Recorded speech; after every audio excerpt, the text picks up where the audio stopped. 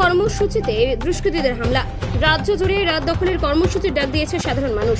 সেই মতো নৈহাটি রামকৃষ্ণ মোড়েও রাত দখল কর্মসূচির আয়োজন করা হয়েছিল। সেই সময় বেশ কিছু দুষ্কৃতী সেই জমায়েত অতর্কিত হামলা চালায়। পরবর্তীকালে সেই জমাট উঠে গিয়ে নৈহাটি পাওয়ার হাউস মোড়ে আবারও জমায়েত হয়। হাতে ভারতের জাতীয় পতাকা নিয়ে তিলোত্তমার বিচারের দাবিতে পথে নেমেছিলেন নৈহাটি এলাকার সাধারণ মানুষ। সেখানেও জোর করে তাদের বিক্ষোভ বন্ধ করে দেওয়া হয়। ভেঙে ফেলা হয় একাধিক মোবাইল। পরিস্থিতি সামাল দিতে ঘটনাস্থলে উপস্থিত হয় নৈহাটি থানার পুলিশ।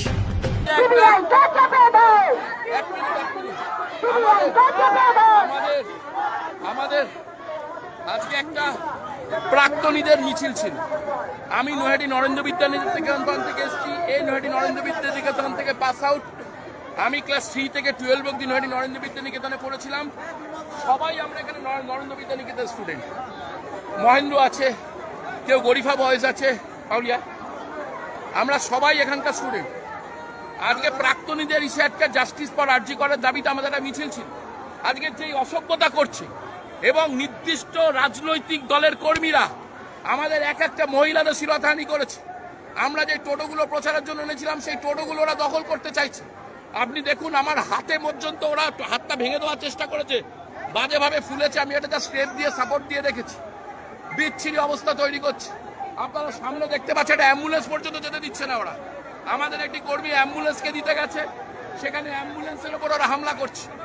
মানে আমি নাম করে বলছি, আমাদের যিনি প্রাক্তন পরিবহন মন্ত্রী ছিলেন, প্রাক্তন বিধায়ক ছিলেন, যার সময় প্রতিদিন নৈহাটিতে কোথাও না কোথাও শ্লীলতাহানির ঘটনা ঘটতো, সেই মহিলা মানে সেই নেতার বা সেই মন্ত্রীর মেয়ে এবং তার জামাই এবং কিছু মানে তথাকথিত সেই সব ভদ্রলোকেরা তারা আজকে এরকম করছে। দেখছেন আমাদের প্রায় সব কটা মহিলাকে শ্লীলতাহানি করার চেষ্টা করছে, আমাদের কর্মীদের গায়ে দিচ্ছে। আমরা সংযত রেখেছি। আমরা তো বলছি যে আমরা বিচার ফাঁসির দাবিতে, নির্যাতিতা যারা অপরাধী তাদের ফাঁসির দাবিতে আমরা লড়াই করছি। এটা ওদের আপত্তি কোথায় বুঝতে পারছি না। যেটা হচ্ছে তৃণমূলের ছেলেরাও উই ওয়ান্ট জাস্টিস বলে এসছিল, কিন্তু কোনো কারণে দুটো মিছিল এক হতে পারে না, যে কারণে ভেঙে গেছে। এবং ভেঙে গেছে হয়ে যা হয়, এক পক্ষ এদিকে যায় এক পক্ষ দিকে যায়, এইটাই হয়েছে। একে অপরের বিরুদ্ধে কিন্তু গায়ে হাত তোলা অভিযোগ করছে।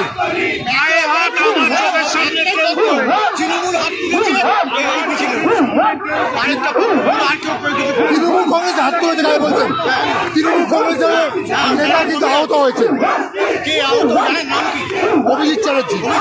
এই তো অভিজিৎ কথা কি আহত হয়েছে? উনি দেখাচ্ছে কে বলেছে বললি আহত হয়ে গেল? এখানে মেরেছে, এইভাবে হাত ছিঁড়ে দিয়েছে, মেয়েদের বুকে হাত দিয়েছে। পুলিশ বলছে আমরা কিচ্ছু জানি না, ওরা রাস্তায় ঘুরে বেড়াচ্ছে, আমাদের খুঁজছে, বলছে রেপ করবে, পা টেনে। এই যে পুলিশ স্ট্যান্ড, পুলিশ স্ট্যান্ড, এই যে পুলিশ স্ট্যান্ড। প্রশাসনের লোক, তৃণমূলের লোক এসে শান্তিপূর্ণ মিছিলটাকে দাঁড় করানোর চেষ্টা করছে, যাতে বিচার যাতে না পায়। তিলোত্তমা আমরা বিচারের দাবিতে নেমেছি, কিন্তু পুলিশ প্রশাসন একদম অপারক, কোনো কাজ নেই, আমাদের এখানে মারা হলো।